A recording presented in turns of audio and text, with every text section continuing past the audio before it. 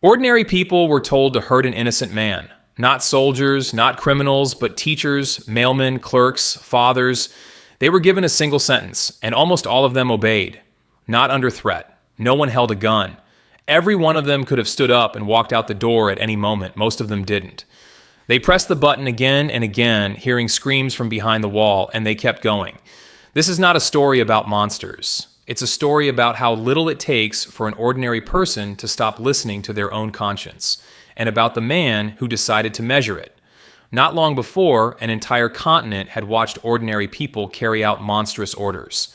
And then, at a loud trial broadcast around the world, it listened to those same people explain themselves with one nearly identical sentence.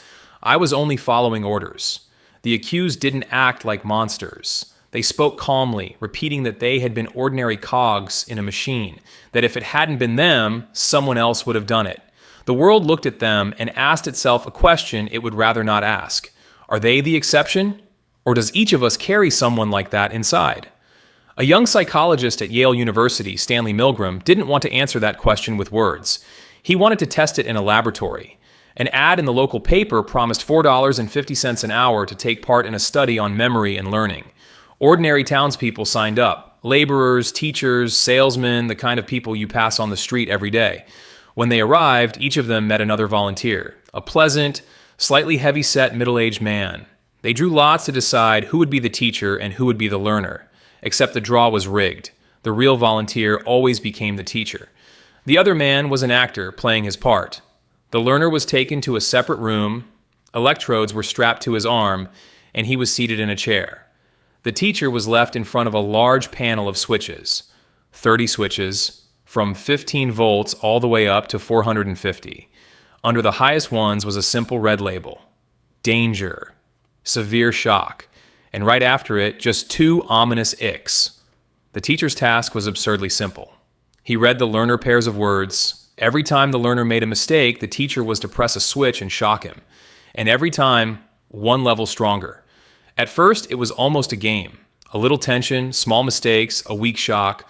But the learner made mistakes more and more often. And the numbers on the panel kept rising. At 120 volts, you could hear from behind the wall that it was bothering the learner.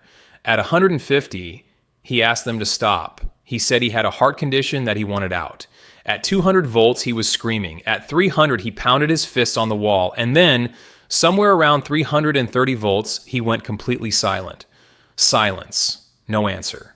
And no answer counted as a mistake too. So the instructions said to keep shocking. At that moment, almost every teacher hesitated. He turned to the man in the gray coat sitting right beside him. He asked if he could stop now, whether someone would finally check what was happening to the learner. The man in the coat didn't shout or threaten. He simply spoke one of 4 sentences, always in the same calm voice. Please continue. The experiment requires that you continue. It is absolutely essential that you continue. You have no other choice. You must continue. And that was enough, because these people weren't cold at all. They sweated, their hands shook, they stuttered, laughed nervously, begged for someone to finally look into the other room. One participant shook so badly that he asked for a break, afraid he'd have a heart attack himself. And then he pressed the next switch. They saw that they were doing something wrong. They felt it with their whole body, and they kept going. Before Milgram launched the experiment, he asked a group of experienced psychiatrists how many people would go all the way to the end, to the last switch, to the 450 volts, marked as lethal. The experts agreed, maybe 1 in 1,000, only someone truly sick. 65% went all the way. 2/3 of ordinary people, teachers, clerks, fathers, pushed the lever to the very end, to the label reading danger, to the silence on the other side of the wall, which could, after all, have meant the man in there was no longer alive. And this is where most tellings of this experiment end. People are capable of cruelty. All it takes is an order. But that isn't actually what Milgram discovered. Because the key wasn't the cruel order. The key was something far quieter. First, responsibility shifted. The teacher felt that he wasn't the one hurting the learner. He was just carrying out the orders of someone who knew better. I was only pushing buttons. He was the one giving orders. The same mechanism, the same phrase spoken at that trial.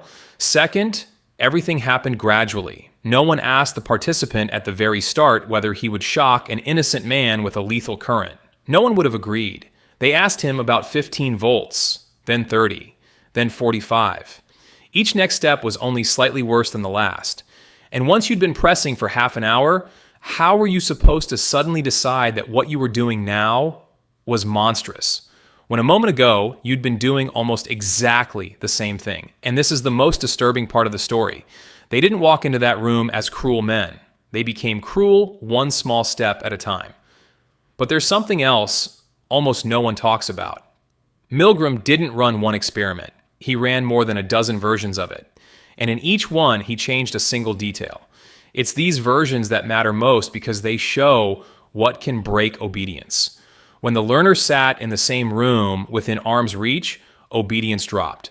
When the teacher had to press the learner's hand onto a metal plate with his own hand, it dropped even further. When the man in the coat gave his orders over the phone instead of sitting beside them, many participants simply lied that they were shocking when they weren't doing it at all. And the most important thing, when there were other teachers in the room who at a certain point rebelled and walked out, obedience collapsed almost entirely. It was enough for one person to stand up and say no, and suddenly the rest could refuse too, which means that 65% is not a verdict. It's not a law of nature written into humans forever. It's the result of a specific situation: distance, isolation, authority, and the absence of anyone to show that it can be done differently. Change the situation and the people change. So Milgram showed us something we would rather not know: that the sentence "I would never do that" is spoken by most of the people who then do exactly that. That it takes no hatred and no illness. All it takes is a calm voice saying "please continue," and the absence of anyone beside you to say no. But he also showed the other side of that same truth, that the one person who stands up and walks out changes everything for everyone in the room. So the question isn't whether you could press that switch. 65% of people proved that you probably could. The question is whether you could be the one who stands up first.